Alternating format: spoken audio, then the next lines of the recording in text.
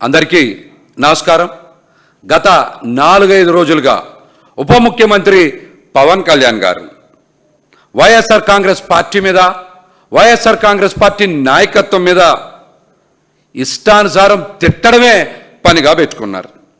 పవన్ కళ్యాణ్ గారి తిట్లు మాటలు చూసిన తర్వాత అధికారంలో ఉన్నది వైఎస్ఆర్ కాంగ్రెస్ పార్టీనా లేక తెలుగుదేశం జనసేన కూటమి ప్రభుత్వమా అన్న అనుమానం అయితే ఈ రాష్ట్ర ప్రజలకి కలుగుతూ ఉంది. అధికారంలో ఉన్నటువంటి చంద్రబాబు నాయుడు గారు అదేవిధంగా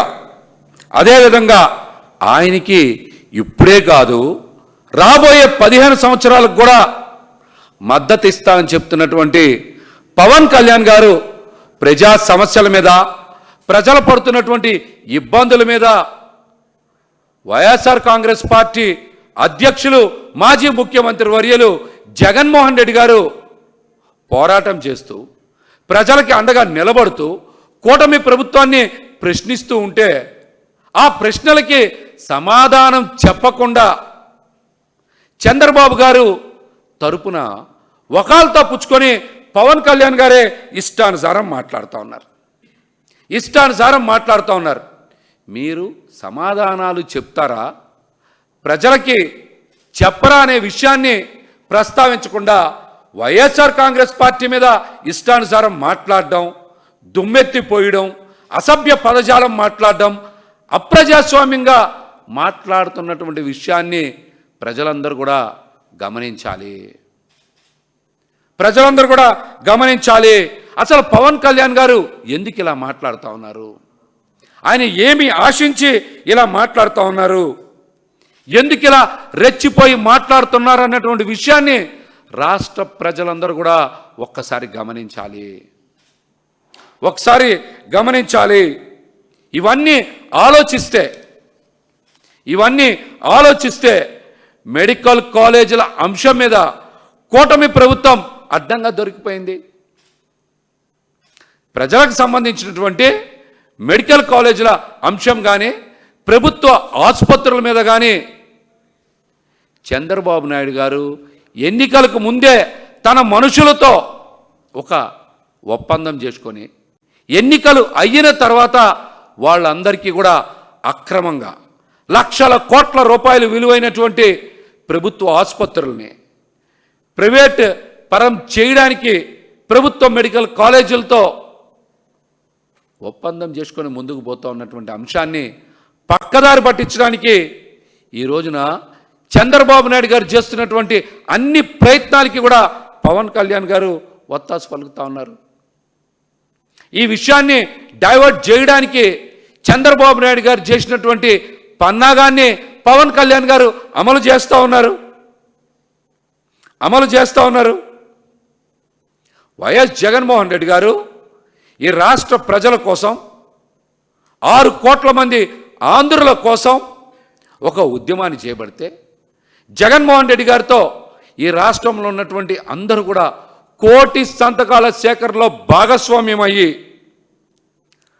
గళమెత్తి సంతకాల సేకరణకి మద్దతు ఇస్తే ఈ రోజున అంశాన్ని పక్కదారి పట్టించాలి, డైవర్ట్ చేయాలి, పన్నాలని చంద్రబాబు నాయుడు గారి తరఫున పవన్ కళ్యాణ్ గారు ఇష్టానుసారం మాట్లాడుతూ ఉన్నారు.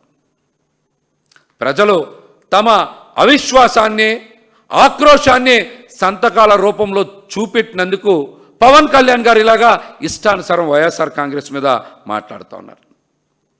సడన్గా పవన్ కళ్యాణ్ గారు వచ్చి ఇప్పుడే ఇలా ఎందుకు మాట్లాడాలి? మీ డ్రామాలు గుర్తించలేని పరిస్థితిలో ప్రజలు ఉన్నారనుకుంటున్నారా? పవన్ కళ్యాణ్ గారు ఉన్నారా? మీ డ్రామాల్ని ప్రజలు ఏదో రాజకీయ అజ్ఞానంలో ఉన్నారు, వాళ్ళు గుర్తించలేననేటువంటి భ్రమలో మీరు ఉంటే అది ఖచ్చితంగా మీరు చేసేటువంటి కుట్ర ప్రజలు తిప్పి కొడతారని కూడా ఈ సందర్భంగా మిమ్మల్ని అయితే హెచ్చరిస్తూ ఉన్నాం. పవన్ కళ్యాణ్ గారిని ఎవరైనా ఏమైనా అన్నారా? ఏమైనా చేశారా అని మేము మిమ్మల్ని సూటిగా అడుగుతూ ఉన్నాం. మిమ్మల్ని ఎవరేమైనా అన్నారా? మిమ్మల్ని ఏమైనా ఇబ్బంది పెట్టారా? చెప్పండి. మీకున్న ఇబ్బంది ఏంటని మిమ్మల్ని షూట్గా అడుగుతా ఉన్నాం. ప్రైవేట్ మెడికల్ కాలేజీల అంశంపై స్కామ్స్ చేస్తే ఖచ్చితంగా వాళ్ళందరి మీద చర్యలు ఉంటాయి, వాళ్ళని వదిలిపెట్టమని వైఎస్ జగన్మోహన్ రెడ్డి గారు అన్న మాటలో తప్పేంటి? చెప్పండి. వైద్య ఆరోగ్య శాఖ మీ చేతిలో ఏమన్నుందా? మీకు సంబంధం లేని అంశంలో మీరు బయటకు వచ్చి ఎందుకు మీరు ఇష్టానుసారం మాట్లాడుతూ ఉన్నారు? ఎందుకు ఇష్టానుసారం మాట్లాడుతూ ఉన్నారు? మీకు ఈ మెడికల్ కాలేజీల ప్రైవేటీకరణ అంశం మీద ఏం సంబంధం ఉందో మీరు బయటకు వచ్చి చెప్పండి. ప్రజలతో పాటు మేము కూడా తెలుసుకుంటాం. రాష్ట్ర ప్రయోజనాల కోసం జగన్మోహన్ రెడ్డి గారు ప్రశ్నిస్తూ పోరాడుతూ కోటి సంతకాల సేకరణ చేసి గవర్నర్ గారికి అందజేస్తే గవర్నర్ గారి కార్యాలయ సిబ్బంది కూడా బయటకు వచ్చి ఈ కోటి సంతకాల సేకరణ అంశాన్ని పరిశీలించి వాస్తవాల్ని తెలియజేస్తారనేటువంటి అక్కస్తోనే ఈ రోజున మీరు మెడికల్ కాలేజీల ప్రైవేటీకరణ అంశాన్ని, ప్రభుత్వ ఆసుపత్రుల పీపీపీ విధానాన్ని పక్కదారి పట్టించడానికి వైఎస్ఆర్ కాంగ్రెస్ పార్టీ మీద పరుష పదజాలంతో, అసభ్య పదజాలంతో, అప్రజాస్వామ్యంగా తిడతా ఉన్నారు. ఇలా తిట్టడానికి మీరు కుదుర్చుకున్న డీల్ ఏంటని పవన్ కళ్యాణ్ గారిని ప్రశ్నిస్తా ఉన్నాం. మీరు కుదుర్చుకున్న డీల్ ఏంటి? చంద్రబాబు గారు అదేవిధంగా పవన్ కళ్యాణ్ గారుల మధ్య ఈ మెడికల్ కాలేజీల అంశంలో కుదిరిన డీల్ ఏంటి? మీరు సమాధానం చెప్పాలి. పవన్ కళ్యాణ్ గారు మీకు డీల్స్ కొత్త ఏం కాదు. రాబోయే 15 సంవత్సరాలకు కూడా తెలుగుదేశం పార్టీతో మీరు డీల్ పెట్టుకున్నారు. దేశంలో ఎక్కడా లేదు ఒక రాజకీయ పార్టీ మరొక రాజకీయ పార్టీతో డీల్ పెట్టుకోవడం అనేది. ఆంధ్రప్రదేశ్లోనే మొట్టమొదటిసారిగా చూస్తూ ఉన్నాం. ఒక పొలిటికల్ డీల్ కుదుర్చుకున్న పార్టీ ఏదైనా ఉంది అంటే ఈ రాష్ట్రంలో కానీ ఈ దేశంలో కానీ అది కేవలం జనసేన పార్టీ మాత్రమే. అట్లాగనే చంద్రబాబు నాయుడు గారికి పవన్ కళ్యాణ్ గారు ప్రతిసారి కూడా ఒక రాజకీయ టూల్గా మారిపోతూ ఉన్నారు.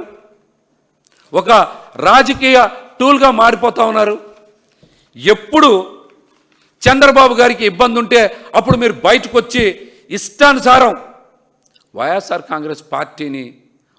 కాంగ్రెస్ పార్టీ నాయకత్వాన్ని విమర్శ చేయడానికే ఒక వేదికని సృష్టించుకుంటా ఉన్నారు. అటు ప్రజల్ని అట్లాగే మీ పార్టీ నాయకుల్ని మభ్యపెడతా ఉన్నారు.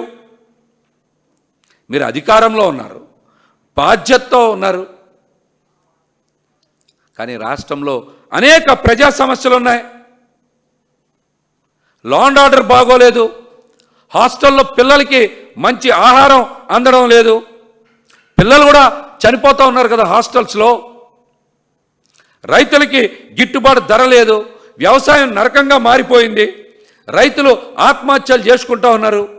ఫీజు రీయింబర్స్మెంట్ అందక విద్యార్థులు తల్లడిల్లిపోతూ ఉన్నారు. ఆరోగ్యశ్రీ పూర్తిగా నిర్వీర్యమైంది. ఇన్ని రకాల సమస్యలుంటే మీరు ఒక్క సమస్య మీద కూడా ఎందుకు స్పందించరు? ఎందుకు పరిష్కారం చూపించరు? చంద్రబాబు గారిని కాపాడడానికి ప్రతిసారి ఆయన వేసిన వ్యూహంలో పవన్ కళ్యాణ్ గారు ఒక టూల్గా మారిపోయి ప్రజల్ని మోసం చేయడం, వంచడం ఇది నేరం కాదా? పవన్ కళ్యాణ్ గారు, ఇది నేరం కాదా? చెప్పండి. మీరు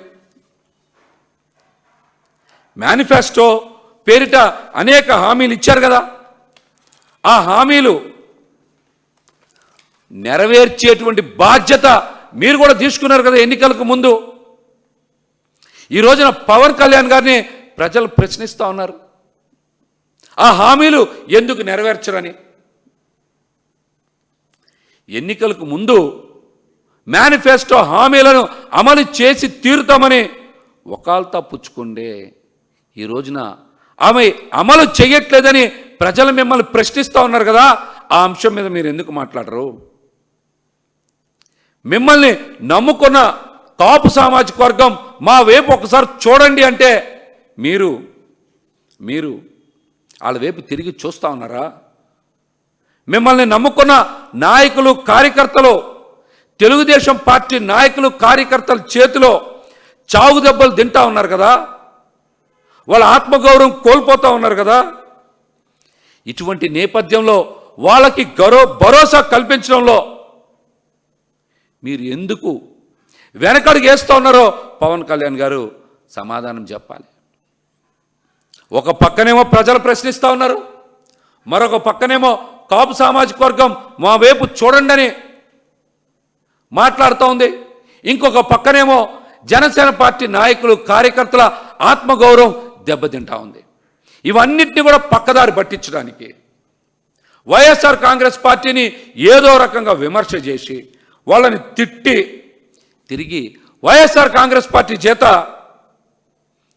కొన్ని మాటలు అనిపించుకుంటే ఆ ముసుగులో ఈ వర్గాల వాళ్ళందరినీ దగ్గర చేసుకునేటువంటి డ్రామా పవన్ కళ్యాణ్ గారు ఆడుతూ ఉన్నారు. ఇవి సరైన రాజకీయాలేనా పవన్ కళ్యాణ్ గారు? చెప్పండి, ఇవి సరైనటువంటి రాజకీయాలేనా? ఈ రోజున రాష్ట్రంలో పవన్ కళ్యాణ్ గారి మాటలు వింటుంటే ఓపెనింగ్లో ఓవర్ యాక్షన్, ఇంటర్వెల్లో ఇరిటేషన్, అలాగే క్లైమాక్స్లో కన్ఫ్యూజన్ అన్నట్టుగా పవన్ కళ్యాణ్ గారు తయారైపోయారు. ఆయన రాజకీయం కూడా అట్లాగనే తయారైంది. ఆయన ఏం మాట్లాడుతూ ఉన్నారో, ఎందుకు మాట్లాడుతూ ఉన్నారో, ఏం చెప్పాలనుకుంటా ఉన్నారో తెలియనటువంటి అయోమయ వ్యధభారిత పరిస్థితిలోకి పవన్ కళ్యాణ్ గారి నాయకత్వం జారిపోయింది.